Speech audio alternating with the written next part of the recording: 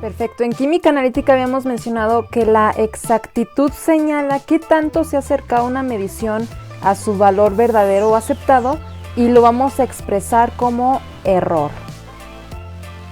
El primer tipo de error que te va a ayudar a determinar la exactitud es el error absoluto y este lo vamos a considerar como una diferencia entre tu medición menos el valor real o aceptado. Si te fijas, nosotros estamos utilizando aquí el concepto de error absoluto, lo cual pues va a tener una conceptualización muy distinta a comparación, por ejemplo, en el área de matemáticas, ¿no? En matemáticas, absoluto se refiere a que si tú tienes un valor negativo, pues vas a ignorar totalmente su signo colocando tu valor, ¿sí?, entre un par de barras verticales, ¿no? Y eso ya te indica pues que vas a ignorar el signo de tu medición para que no te afecte en unos cálculos posteriores. Para el caso de error absoluto en química analítica, pues no vas a ignorar el signo de tu error para nada, independientemente de que tú lo tengas negativo o positivo, jamás vas a ignorar su signo. ¿Por qué? Si el error te sale con un signo negativo, significa que tu dato es menor o que se encuentra por debajo del valor aceptado. Y si te sale un error con signo positivo, te va a indicar que el dato es muchísimo mayor o simplemente mayor que el valor aceptado. Y pues por ahí te estaría indicando ya cierta diferencia, ¿no? Pero en este caso, en química analítica, error absoluto significa eso. No vas a ignorar su signo.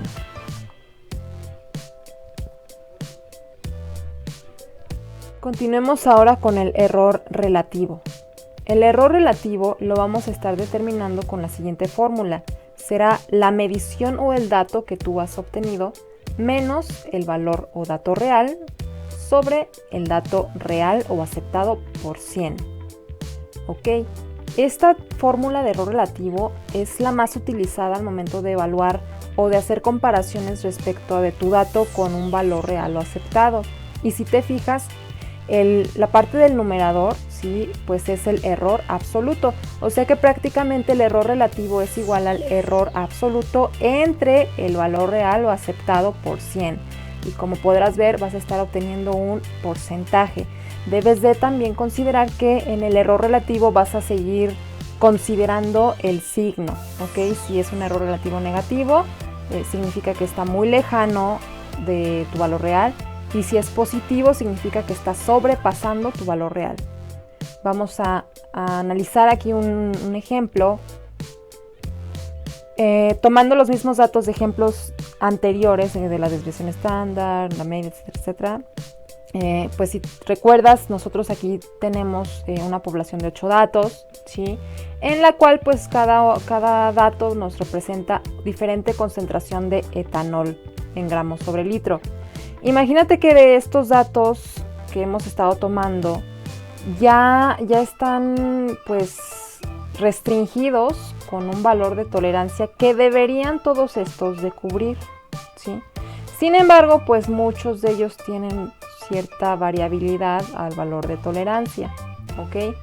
Muy bien, entonces vamos a suponer que iniciamos calculando el error relativo de la muestra o del dato 1.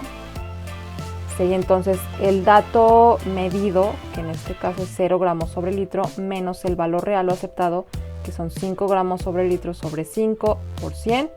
Y obviamente nos va a dar un valor negativo de menos 100%. ¿Por qué?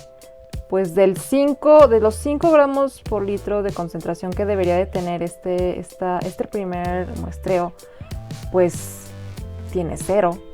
Significa que no está ni siquiera tratando o sea, tiene absolutamente 0, nada, ¿sí?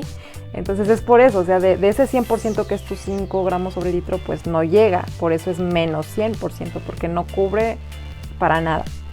Vamos a sacar ahora el error relativo del muestreo número 3, ¿sí?, del dato número 3, concentración de etanol de gramos sobre litro. en donde pues obviamente haríamos la resta. 3 gramos sobre litro menos 5 gramos sobre litro sobre 5 por 100 da un valor de menos 40%. Y pues sigue estando, esto significa que este valor pues sigue estando muy por debajo del valor de tolerancia. Y un último ejemplo, considerando este de 8 gramos sobre litro, sería 8 gramos menos 5 gramos sobre litro sobre 5 gramos sobre litro por 100, si te fijas da un valor del 60%. Ya es un valor porcentual positivo, lo cual significa que está sobrepasando el valor de tolerancia. Y este es un ejemplo de aplicación de error relativo para comparar tus valores de datos contra un valor real o aceptado. Vamos a analizar ahora los errores sistemáticos. Tenemos 4 tipos. El primero de ellos es debido por el instrumento de medición. Aquí tenemos un par de imágenes. El primero de ellos es un vernier que te puede generar problemas en el momento de estar midiendo algún material, diámetro, ancho, largo, etcétera, si tú no lo llegas a utilizar de la manera adecuada o si no está calibrado. Te da un margen de error muy grande al valor real que pudiste haber medido si estuviera en buenas condiciones. En cuanto a materiales volumétricos utilizados en laboratorio, lo que son materiales volumétricos como las pipetas, las buretas, matraces aforados, te pueden llegar a dar volúmenes diferentes de los que indica su graduación si los sometes a ya sea temperaturas muy bajas. Por ejemplo, hablamos de llegas a hacer una solución en estos matraces aforados y los llegas a meter al cuarto frío, pues sí vas a ver que la línea de aforo se va a ver perjudicada y ya no te va a servir para nada, ¿sí? Porque estos materiales los calibran a ciertas temperaturas, vamos a decir 25 o 30 centígrados, y a esa temperatura es la que va a permanecer esa línea de aforo. Si tú la sometes a una temperatura mucho menor o más alta, sí se va a ver afectado. Estamos hablando que los instrumentos volumétricos como estos matraces de aforo, si no son utilizados al menos ni para que los metas al cuarto frío o generes reacciones a temperaturas altas dentro de ellos, ¿no? Es un ejemplo muy claro de un error por instrumento de medición en laboratorio. Después tenemos aquellos errores sistemáticos debidos por la inestabilidad de los sistemas analíticos. Tenemos como ejemplo una balanza analítica o un espectrofotómetro.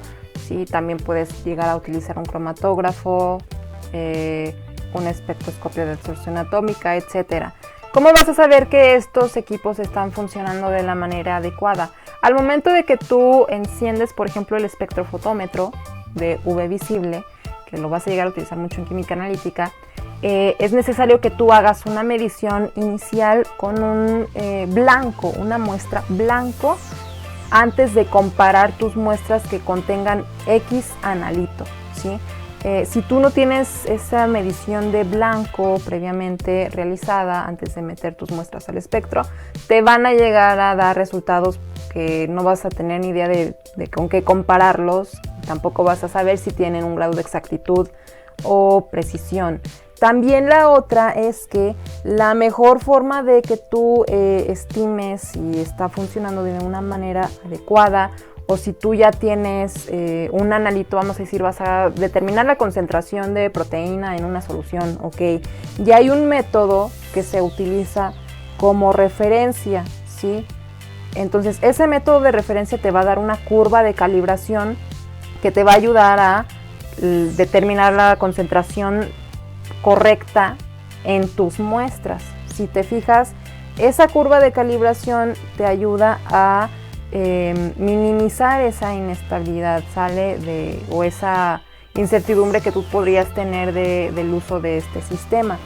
También se usan lo que son estándares de referencia para poder determinar si el equipo me está funcionando bien, ya sea en un cromatógrafo, espectro o espectroscopio. Se utilizan también estándares de referencia. Estos son materiales que contienen uno o más analitos con concentraciones conocidas y están certificadas. Es por eso que te pueden ayudar a determinar si tu sistema está funcionando de manera correcta.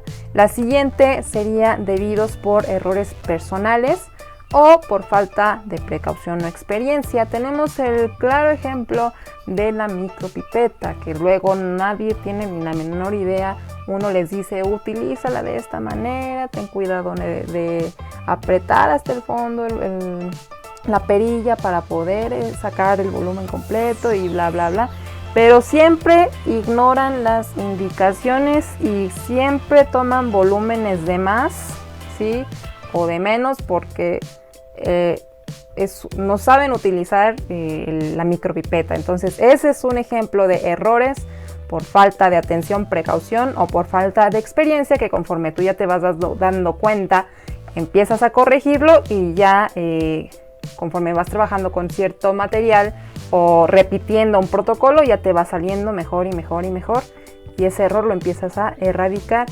La siguiente sería debido por error en el método. Este es un poco más, digamos, difícil de detectar, porque imagínate, si tú ya tienes un protocolo, paso 1, paso 2, paso 3, y de la nada, por más que aplicas el método tal cual con otros 5 compañeritos o 5 analistas y a todos les sale mal el resultado, ninguno está llegando al valor aceptado, pues todos así de, ¿qué onda, no? O sea, el método entonces es el que está mal, porque a pesar de que ya lo repetimos 50 veces, no sale el resultado y aquí dice que así es, ¿no? Entonces es el método. Y ahora, para saber qué paso del método es el que está mal, es más complicado, ¿sí? Es por eso que sí tendría que irse paso por paso, ir registrando en bitácora qué es lo que te va saliendo, paso por paso, ¿sí? Y después modificar el protocolo una vez que ya viste paso por paso cómo te salieron las cosas, pues ahora sí mejorar o modificar ese método para que ya lo estén desempeñando de la manera adecuada.